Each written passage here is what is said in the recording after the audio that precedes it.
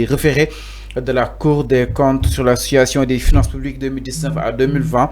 5 bombes judiciaires entre les mains du PGF maanaam PGF na jamono ji mi ak juróomi bomb yoo xam ne itam bu si éclaté rek dëkk bi peut-être dina xaw a yëngu loolu ba daal si yegg benn bokk na si 114,4 milliards yu li nga xam ne que moo di SOGEPA sans aucune traçabilité budgétaire, sans dossier d'ouverture de compte et les ordres de virement sans signature du ministre des Finances.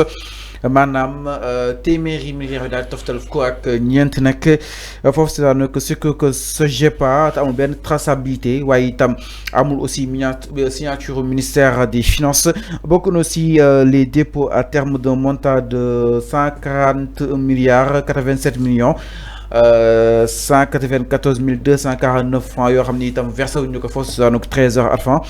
Bokk na aussi si l'emprunt international business IB Bank Togo ak IB Bank bu Burkina ak reliquat bu daal toll si 80 milliards 41 millions 771 546 francs non comptabilisés dans les livres du trésor.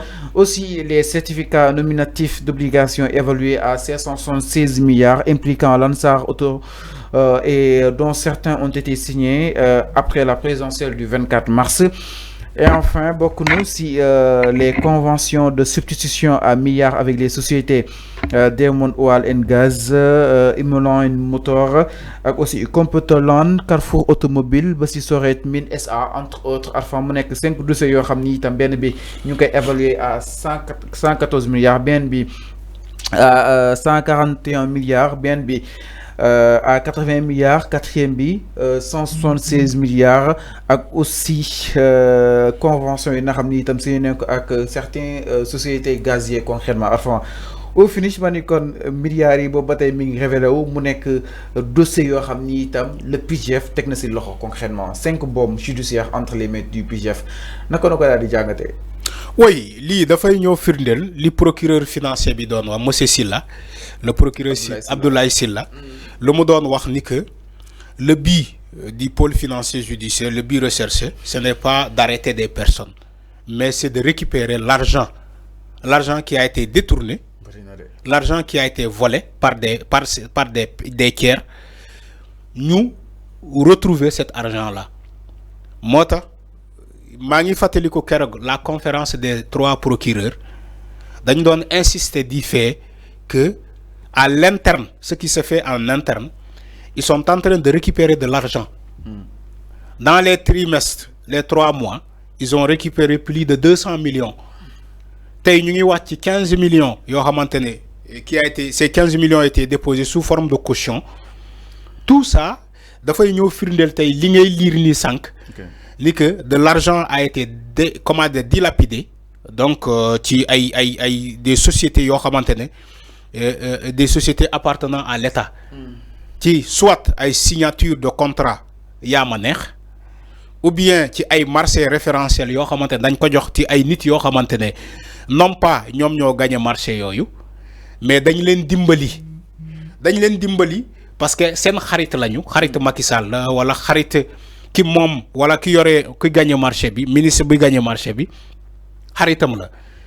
Donc tout ça la reddition des comptes, tout ça le procureur financier mu ngi koy révélé aux yeux de tout le monde. Fallou, il faut saluer l'engagement. Moi je parle même de l'engagement. Il faut saluer l'engagement du pôle financier judiciaire parce que ay jàmbaar lañu. Abdoulaye Wade essayé na ko réussirul ci la CREI. Macky Sall ñëw na réessayé ko ci la CREI ak OFNAC. L'enrichissement illicite CREI Macky Sall essayé nako, ça n'a pas abouti. Mu jàpp Karim Wade le fils de Abdoulaye Wade yóbbu ko kaso. Non avant instant bi. non ma ñëw. Instant bi dana leeral. mu ñëw yóbbu mu ñëw waxu waa déglu ma rek. déglu ma rek. Macky avait cette même Macky Sall waa Fallou il faut on s'écoute. Macky Sall a échoué dans toute la lignée. ba mu jàppee doomu Abdoulaye Wade Karim Wade lan la doon wax sénégalais yëpp tàccu ñu ne ko waaw góor ñu ne Macky Sall toppal ñoo xamante dañoo sàcc ñoom ñoo sàcc xaalis Sénégal. La population était d'accord pour Macky Sall ci créer boobu Mais après, on s'est rendu compte que la CREI n'est rien d'autre que une institution créée pour la famille de Abdoulaye Wade. Voilà, la famille politique. Je parle de la famille politique de Abdoulaye Wade. Macky Sall, ba mu ñëwee dafa ne créé pour ñoom, offre na ko pour ñun. Loolu la wax ay ñoñom.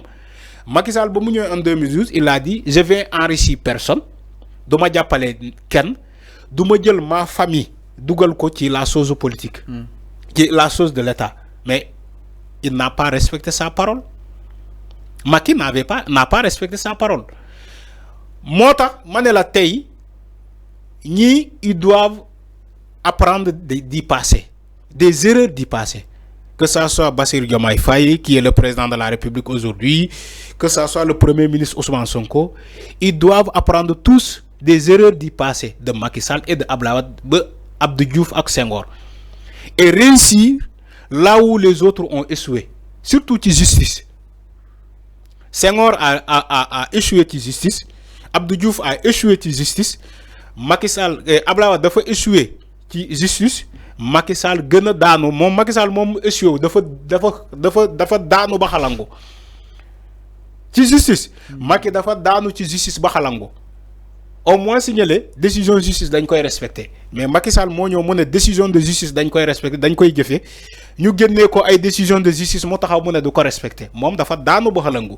Alors bu ñu ñëwee ci le pôle financier judiciaire Macky ba muy dem dafa tas CREI mu réformer CREI andi ñu le pôle financier judiciaire ba pare rocci benn compétence boo xamante ne CREI moom la doon am mooy topp ci ñoo xamante ne ñoom ñoo enrichir illicitement mooy enrichissement illicite mu jël compétence boobu yóbbu ko OFNAC parce que OFNAC Serigne Bassirou Gueye moo fa nekk nitam moo fa nekk mais malgré ça Macky avait préparé Macky avait préparé ça.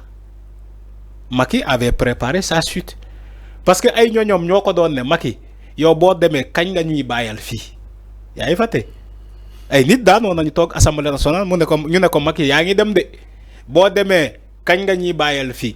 Donc Macky a tout fait pour réformer les institutions en sa faveur et en la faveur de Benno Bokk Yaakaar pour protéger ces soi-disant détourneurs de deniers publics, pour soi-disant protéger ces personnes-là ñoo xam ne ñoom la ñuy toppee ci ay ñaawteef. Macky Sall avait moom dafa jaxase comment dirais-je pédale yi dafa jaxase affaire yi pour ñu mën a recommencer waat à zéro. Mais heureusement, je dis bien heureusement, ñi fi nekk tey dañoo muus ñoom ba ñu ñëwee tamit ils ont lancé leur réforme de la justice. À Diamniadio, le président a lancé solennellement la réforme et la modernisation de la justice. Moo tax tey ay pièges ay ndigg sërëx yu bëri yoo xamante Macky Sall laloo na ko balaa muy dem ñii dañ ko éviter dañ ko moytu. Moo tax nga gis le pôle financier judiciaire nekk di def liggéey bu am solo ci la récupération des fonds qui ont été volés, la récupération des deniers publics qui ont été volés, la récupération de l'argent de ce pays qui a été dilapidé par ces soi-disant hommes politiques. Moom la ñuy gis actuellement te lu gën a yéeme ci mbir mi fàllu da ngay gis ay société ay création de société écran ay création d'entreprise fictive yoo xamante ne existé wul fenn da ngay jël 2 à 3 entreprises ñu ne la benn nit moo ko moom te pourtant entreprise yooyu yëpp gagné woon nañu ay marché ci les fonds Covid ci la Covid-19 ñaari entreprise yoo xamante benn nit moo ko moom 3 entreprises yoo xamante ni benn nit moo ko moom mu dem gagné ay marché yu bokkul deke benn nit moom entreprise yooyu. Da nga jàpp ne instant bi justement les notes instant bi sont bonnes. Mais c'est ça au niveau peut-être bu PJF pôle judiciaire financier. mais li nekk def liggéey bi du mu waree nga jàpp. le pôle financier judiciaire mu ngi ci yoon bu baax tant que wàccul yoon bu baax la parce que mu ngi récupérer ay xaalis mu ngi convoquer ay nit ñu ñoo joxe ay caution ñooñu waxuñu defuñu de dañu ne damay déposer caution en attendant ma dem ngeen bàyyi ma damaa bëgg a tabaskee sama kër ma déposer caution ngeen may ma mais tout ça moo tax ma ne la yoon bu baax la le pôle financier judiciaire mu ngi ci yoon bu baax nañ ko féliciter mais duñ ko teel a félicité parfois ñun sénégalais jikko sénégalais boo teelee félicité nit mu bàyyi mu rasu. gars yi nee na ko Paul bi mën na bàyyi ba tabaski passé. déedéet Paul bi. Paul bi lu mu nekk di topp nii c'est tout à fait normal. merci beaucoup Alpha. na leen topp ba mu jeex na leen topp ba mu jeex a tàkk. comme gars yi daal dañoo bëgg a tabaski seen. non gars yi dañoo bëgg a tabaski seen kër moo tax ñuy déposer ay caution jaral na leen andi xaalis bu bëri ñoo déposer ko caution. alors mi ngi noonu par rapport ak li nga xam ne que moo di le pôle judiciaire et financier jëm si dossiers yi nga xam ni itam jamono ji mu nekk 5 bomb yoo xam ni itam yoon nañ ko si kanam yoon ak wàllug yoonal alors ñaar ñëw itam.